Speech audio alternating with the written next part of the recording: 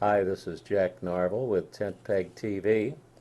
Welcome to Tentpeg TV, connecting you with your local Christian community. With me I have Kel Steiner, who is the director of the local Youth with a Mission base here in Myrtle Beach. And Kel, can you tell us why they call it Ywam? What is Ywam? Yes, YWAM is an acronym for Youth with a Mission, which is a Christian, interdenominational Christian mission operating around the world. So you're not connected to any church, you're not funded by any particular church? No, it's interdenominational, and it is a movement that is really to encourage young people worldwide to get involved in doing something meaningful with their lives for Christ. Oh, that's great. Now, YWAM is actually, I would call it one of the largest unknown organizations in the world. I was doing some research. I was talking to a person from a local foundation who said that they had never heard of YWAM, and yet we have 20,000 staff around the world at over 186 countries, and there's just a huge amount of people and places involved. We have more employees, if you would call them that, than 3M Company or Abbott Laboratories or Kimberly-Clark. Yes. And yet not everybody has heard of us. Why do Yeah. you think that is? Well, in some ways, I think YWAM has never been about touting its own hat and pushing its name out there. The mission leader has been asked a few times whether or not he would do things on TV and declined. So YWAM is about getting the job done rather than trying to promote itself. Yes, Yeah. all right. I think the only time I ever saw Lauren Cunningham, who is the founder of YWAM, on television, I think it was on Sid Roth's Supernatural or something of that nature, was it? Yeah, I'm not sure. Well, how long, speaking of Lauren Cunningham, who was the founder of YWAM, how long has YWAM been in existence?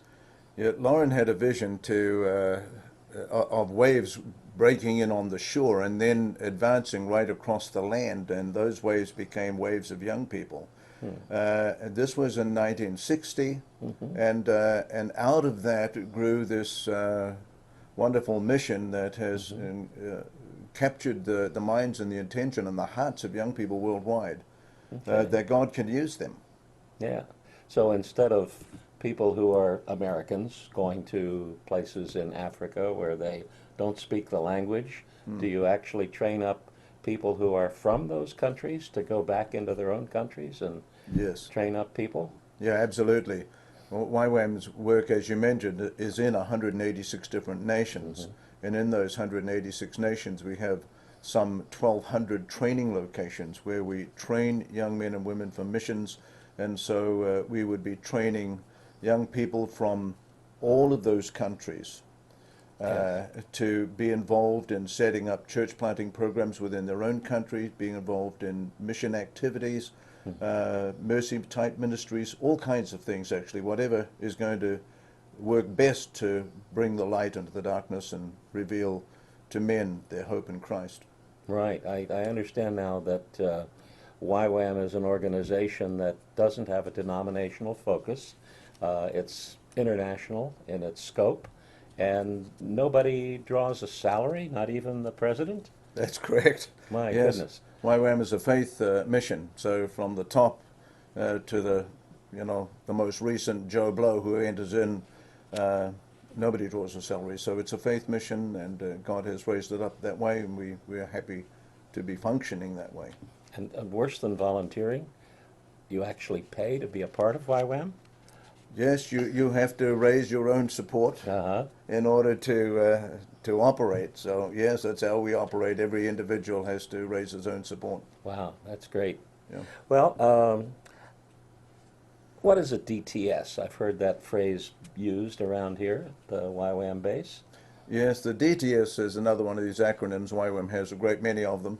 This one stands for Discipleship Training School. And the Discipleship Training School is a 3-month program where it's like a hothouse, really, of ministry to an individual so that it's a time of in-reach, really, where God works on the messenger to bring him to a place of wholeness, so that he's not only got a message to tell, but it's coming out of a place of wholeness. And then he goes on outreach for another 3 months and puts into practice what he learned in his classroom 3-month program. So it's a 6-month program where we encourage folks to come in and learn and then go out and practice what they just learned.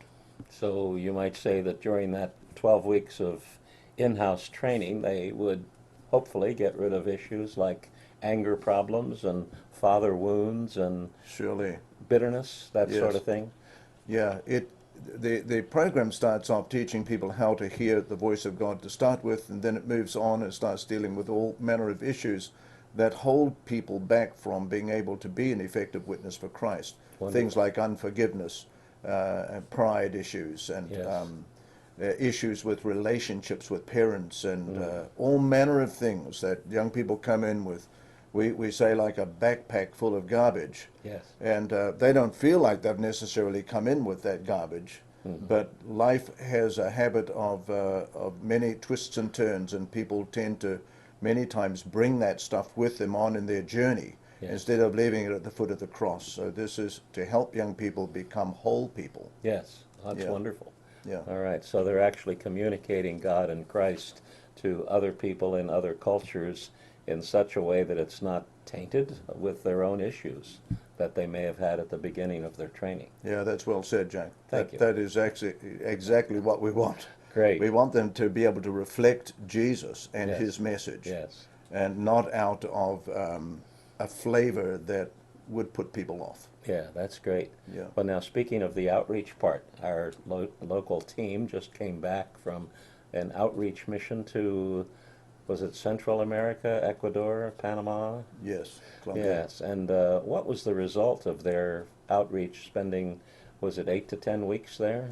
Yeah, they spent 10 weeks there, and they saw well over 100 people come to Christ during that period of time. This is doing street evangelism, ministry in prisons, ministry on the streets, and in youth groups, churches, all manner of places, on airplanes and in buses and wherever they could find people, and they didn't have too much trouble finding people. That's Even went into the Amazon to, a pretty remote tribe, and just had a fantastic time sharing the gospel and seeing people respond to the gospel. Wow.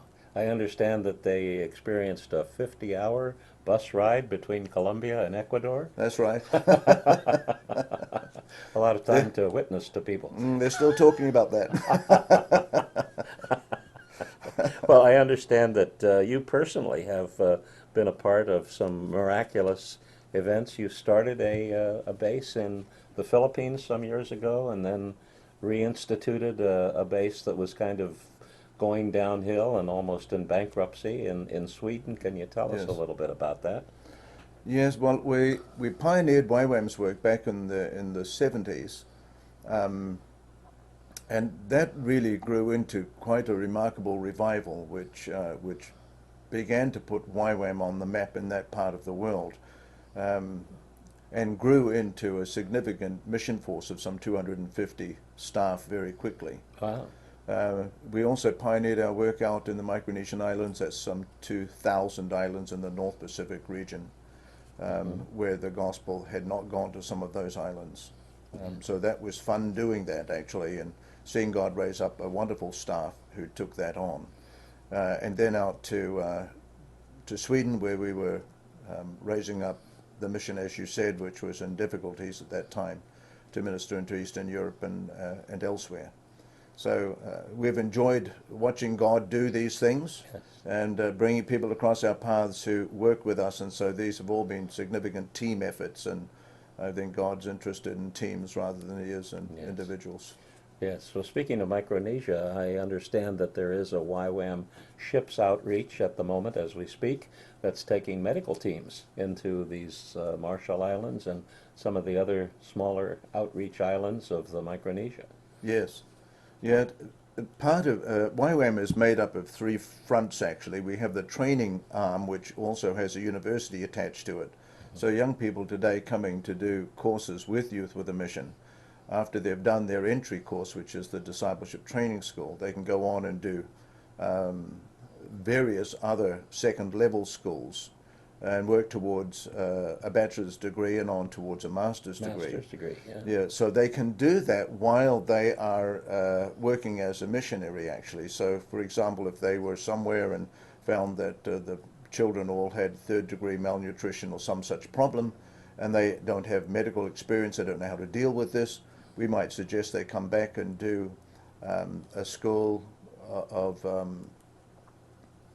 primary health care, for example, and we would teach them what to do and send them back to their location along with some other staff to assist them and resolve that problem. And the result of that, you know, bringing all those kids from little pot bellies to being normal and Yes. proper brain development as a Yes. result. Yeah. And then the whole village wants to know why we're there helping them and why we're doing this, because the government in most cases is doing nothing. Yes. And so that lends the gospel message easily to come into their hearts. And so while YWAM is doing a lot in the area of training, we also do these mercy ministry programs which are in conjunction with the gospel. Yes. And as well, we do a lot of work in evangelism and church planting. So those are the areas really where the mission has most of its focus. Well, what sorts of local outreach opportunities are you involved with right now? Homeless, prostitutes, what's up locally? Yes, well, we love to work with the different agencies that are already in force doing what they can here in Myrtle Beach. So we sometimes help with the feeding program. We help out with Ground Zero, for example. We like to go to the halfway house where there are juveniles that are being helped. Like Sea Haven. Sea Haven, yes. And then we love to have teams coming in. They come in all the time, and they get involved in all of these ministries with us, as well as doing beach evangelism on the boardwalk, especially in the summertime, of course, when we have millions here. Oh, yes. So it's an opportunity for young people who feel afraid of evangelism, not quite sure how to share their faith. We love to teach them and get them past the fear of being able to communicate the gospel. Okay. Well, you've talked about the 6-month training program with the DTS. If someone wanted to get involved in short-term mission work for 10 days, a month, something like that, are there opportunities in YWAM for those things to happen? Yes, absolutely. We do have training programs over the summer period, and so young people are very welcome to come and engage with us.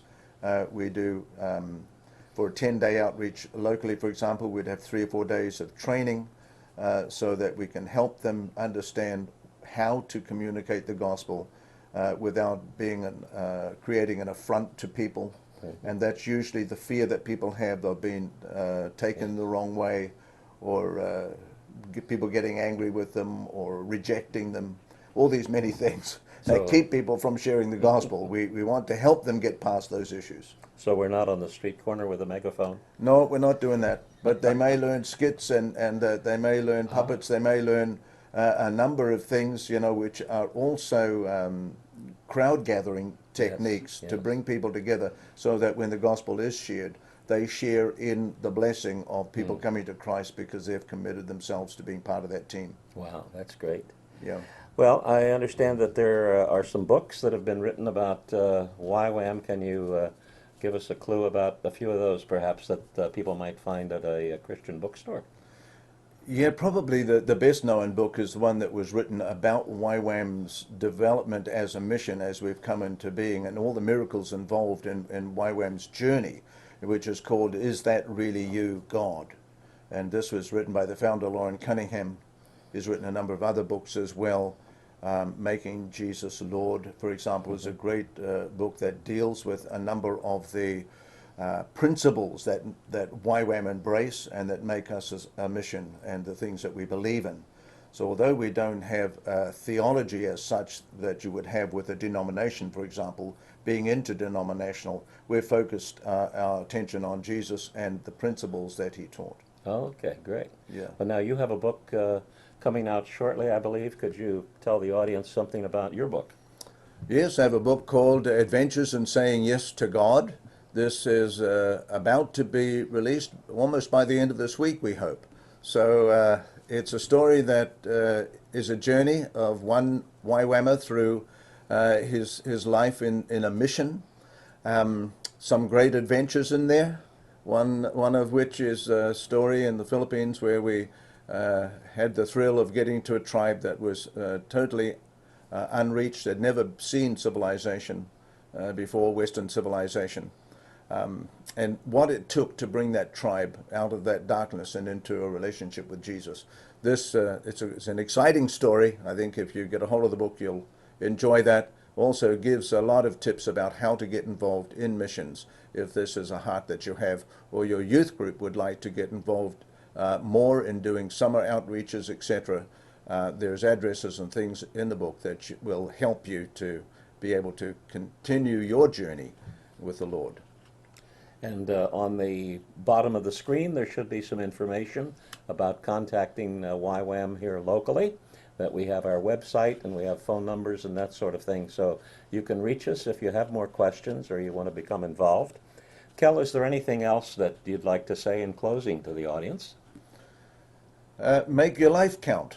Live for Jesus, and be upbeat about the fact that God has called you and has given you a reason for living, and you're not just there by chance.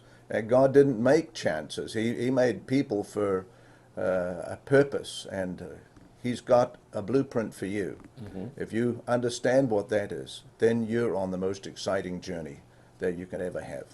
There are no coincidences. There's only God incidences. This is Jack Narvel with Kel Steiner saying thank you so much for watching. We hope to see you again on Tentpeg TV, your connection to your local Christian community.